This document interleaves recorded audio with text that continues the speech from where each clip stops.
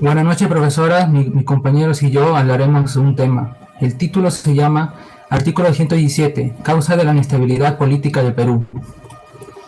En resumen, en el presente artículo se abordará el tema del artículo 117 como la razón principal de la inestabilidad política de nuestro país. Este artículo ha sido muy criticado por la manera en la que éste permite la institución del actual presidente de la República. En este artículo académico se mencionará la corrupción que hay en el Ejecutivo, indicando que existe un uso del poder político para beneficios propios.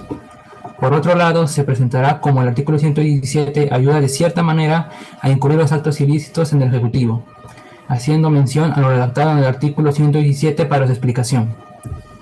Además, se hace mención al cumplimiento de los tratados, leyes, constitución y demás disposiciones legales que todos los miembros de los poderes del Estado deberían cumplir y respetar. El último argumento.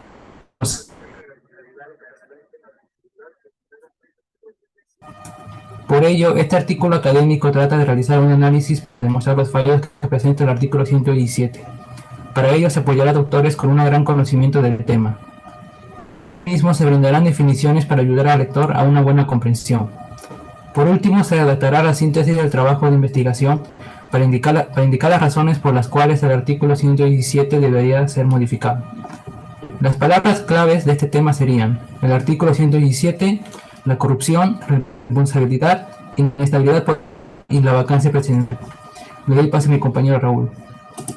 Bien, en cuanto a la introducción de este tema, podemos decir que el Perú es un país que tiene uno de los índices de corrupción política más altos del mundo. Este flagelo puede ser combatido gracias a normas y esquemas que permiten responsabilizar a mandatarios de primer nivel por actos de corrupción y ser acusados también por incapacidad moral permanente. Se requiere entonces de reformas constitucionales que mejoren de alguna manera el panorama político actual. Fueron introducidas en nuestro país gracias a las nuevas reformas de Constitución de 1993, donde también eran reguladas las formas y fondos de las mismas para un manejo justo y equilibrado de los procesos políticos existentes ya de marco legal y un Estado democrático. Por lo antes se desprende que de nuestra investigación como tema principal, consecuencias políticas de la reforma del artículo 117, lo que a su vez generó la siguiente pregunta. ¿Cuáles son las consecuencias políticas de la reforma del artículo 117 de la Carta Magna Peruana de 1993? Para encontrar una respuesta a esta pregunta, se plantea la hipótesis, la cual nos indica que las consecuencias políticas serían positivas, ya que la norma estaría claramente para su aplicación y evitaría que sea erróneamente aplicada o cometer excesos, de ser el caso, vulnerando los derechos del imputado. Además, se logrará sentar precedente para futuros mandatarios que ostentan realizar actos de corrupción y también servirá para fortalecer el respeto a la ley y la Constitución. Y finalmente se disminuiría los actos de convulsión social. Entonces, podemos establecer el siguiente trabajo de investigación definiendo el concepto de juicio y antejuicio político como reformas constitucionales que se usan para responsabilizar a mandatarios y tienen también objetivos específicos, como una determinada naturaleza. Esto es regulado por la Constitución para su correcta utilización sin polemizar en su uso. Para su mejor comprensión se va a redactar, bueno, la siguiente cita que la va a redactar mi compañero. Bueno, prosiguiendo con la exposición, vamos a hablar de la primera cita, bueno, de nuestros argumentos. La primera parte que podemos hablar es la política, ¿cómo se llama? Vinculando de alguna forma la corrupción como uno de sus derroteros para que exista una posibilidad de vacancia presidencial. El Ejecutivo y parte del Legislativo son vinculantes a este hecho, la cual está más relacionado por el tema de que buscan un tipo de beneficio, no necesariamente de la población, sino que son réditos políticos que al final de cuentas podrán buscar el beneficio para una próxima elección que quieran reelegirse, pero de ahí ese es perpetuarse en el poder, ese es corromperse, y de ahí que nunca van a poder, como sea, una posibilidad de renovación política.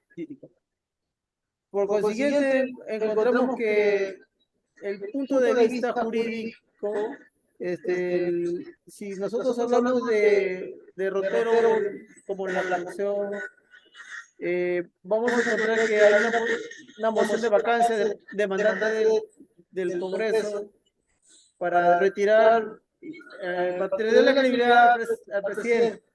En ese caso, no podemos hablar de una aplicación isofacta porque lamentablemente el Tribunal Constitucional le manda al Ejecutivo y a todos los poderes a que cumplan tal como dice la Constitución, o sea, que es taxativo. Si no indica nada la ley sobre retirarle a poder, como se llama, el presidente continuar por un tipo de motivo que puede ser la corrupción y que no sea traición a la patria, impedir el funcionamiento de las organizaciones, de las elecciones. Entonces, no podría en todo caso retirárselo del cargo al presidente. Por lo tanto, el Tribunal Constitucional pide toda una serie de requisitos para que recién pueda, ¿cómo se llama?, darle vacancia al presidente.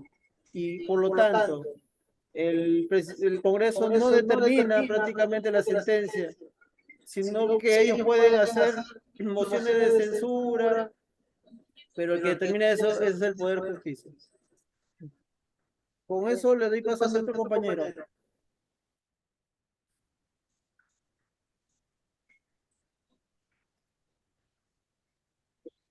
Carlos. El siguiente, que diga su idea principal.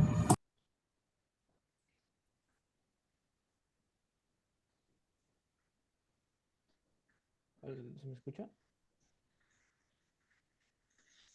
¿Se escucha? ¿Se me escucha? ¿No? ¿No se escucha? Sí, sí, muy bajito se escucha. Carlos, ¿No se me empieza. escucha? Empieza. Carlos, empieza. 17 ayuda a encubrir los actos ilícitos en el Ejecutivo. Para llevar a cabo una vacancia en el Perú se implementa el artículo 117 de forma preferencial, por ser la forma más simple y eficaz de tener tantas adversidades durante el proceso.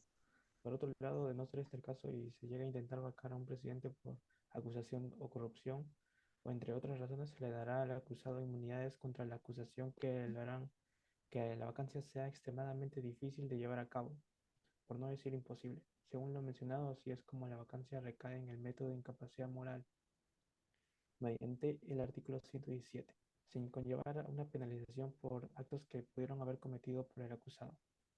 En síntesis, se afirma que la vacancia por el artículo 107 afecta la política del Perú porque su sistema de vacancia es ambiguo e incumple los requisitos legales de claridad.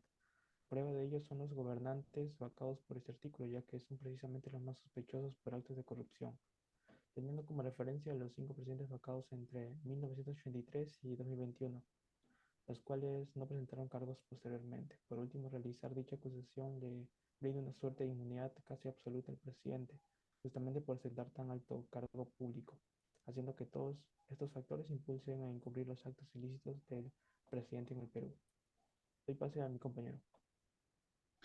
Como tercer argumento, bueno, contamos con la idea principal en la cual el cumplimiento de las atribuciones y obligaciones presidenciales, el respeto a la Constitución y la independencia de poderes deben ser indispensables en un Estado de Derecho. El presidente de la República, al asumir su cargo, eh, también asume lo que son obligaciones y atribuciones. Como principal miembro del Estado, como por su envergadura y su cargo, el presidente de la República está obligado a hacer respetar la Constitución y las leyes, ¿no? Asimismo, también la independencia de poderes. La Constitución en su parte orgánica nos detalla el tema de la separación de los poderes, el poder legislativo, ejecutivo y judicial, y de las instituciones del Estado, ¿no? Como el Poder Judicial y la Fiscalía de la Nación, entre otras instituciones. Por ello, es indispensable que se cumpla la Constitución y se cuide el tema de los valores institucionales. Cuando el presidente de la República incumple con todo ello, se puede dar el tema de la incapacidad moral permanente y por consiguiente la vacancia presidencial.